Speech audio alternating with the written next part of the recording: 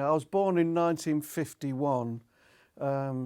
We used to listen to the radio a lot, but it was mainly like comedy shows. I don't know whether you're familiar with like Hancock's Half Hour and The Goons and Round the Horn and all that kind of stuff. Yeah. By the sort of early 60s, I was starting to get into the Beatles and the Stones. Like when I was 13 years old, I went to see the Stones play at Hull ABC. So that was the original band, and there's actual footage of it, and I've looked at it really closely, but I'm not in there. But that's quite amazing to look at from, I think it was 1964, they just released Not Fade Away. Right. So that was, when I saw that kind of changed my life. Can you kind of talk about how the impact that the Stones and Beatles had on British youth? Well, yeah, you kind of, it fell into two camps, didn't it? You were either a Beatles fan or a Stones. You couldn't be both. But I was both. So yeah, it had a huge impact on me seeing the Stones live. It was really emotional. Girls screaming and fainting and the wet patches on the seats. It was incredible. And when did young John decide to pick up an instrument? That would have been when I was about 14 years old. I got interested in the guitar, mainly to sort of impress girls. Of course. It wasn't real interest in learning an instrument, but I managed to play Yellow Submarine after sort of sweating over the guitar for about 6 months. Hopefully I've improved a bit since then. And so you started off on guitar, so many of us do, and then you gravitate towards the bass. What the heck happened there? Well, the first band that I joined already had a bass player. So I joined as rhythm guitarist. And then after I'd been in the band for about a year, the bass player said, "Oh, I'm leaving to join another band. Why don't you take over on bass? I'll teach you to play the bass." So he gave me a few lessons on what to do and where the notes were and which notes to play. And then he went off, and then his name's Trevor Boulder. He's no longer with us, right. But he gave you your first bass lessons. He taught me to play bass, basically.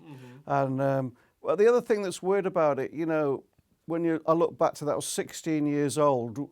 Trevor and I were both in a band together, learning all the ropes. And, we didn't know that in a few years' time we'd be on Top of the Pops and playing at Madison Square Gardens with Squeeze and David Bowie. We didn't know it at the time, and if people had said that to us, we'd have thought they were insane. But so tell me about some of your early gigs, and when did you feel that this was actually going to be your life's work? I guess when Trevor went off and joined the Spiders from Mars, that was an inspiration.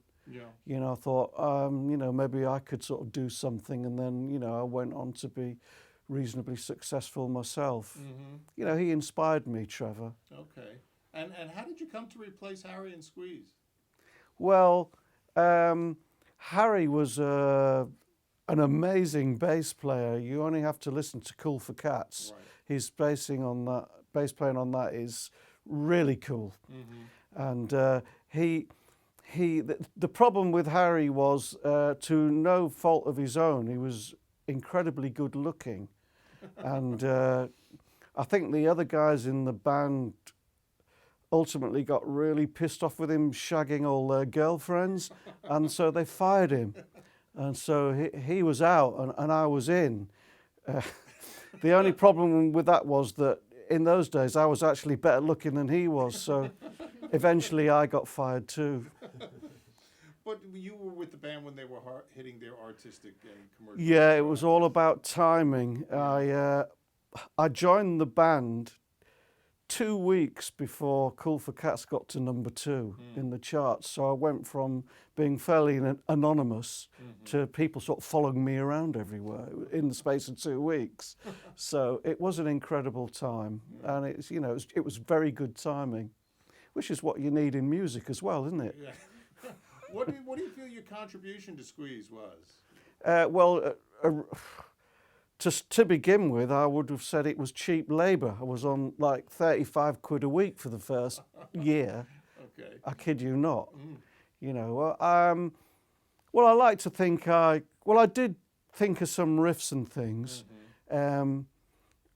I mean, I could tell you a story about we were recording a track called "Another Nail in My Heart," which was one of the first singles that I played on that actually got into the top 20. Right. And we'd finished doing all the backing track and everything, and we were in the control room listening. I don't know whether you've heard the track, but it's got this classic sort of opening riff that goes do do do do do do do do do do, and we were listening to it, and I turned to Glenn and I said, that riff would sound really good if you overdubbed a marimba. You know, I said you can hear it, you know, do do do do do, it would sound really good. And he just kind of looked at me and didn't say anything, and I guess he was mulling it around. So I didn't think any more about it. And then the next day we came into the studio and I walked in and there was a classical set of marimbas, you know, they're about 20 feet long or something, and he had all these batons, you know, that you're playing with. And I walked in and then he went, "There you go." What? I don't know. I don't actually play a marimba then. He said, "It's all right, I'm kidding." And he did it. Oh, He's a fantastic musician. wow. Yeah, Glenn would usually send me a demo of his songs, and they quite often would have a bass line on. Okay.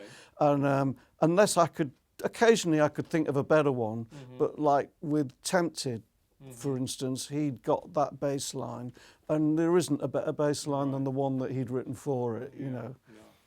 But I did come up with a few lines. Anything you in particular that stand out to you? What that I've thought of? Yeah. Pulling Muscles. Okay.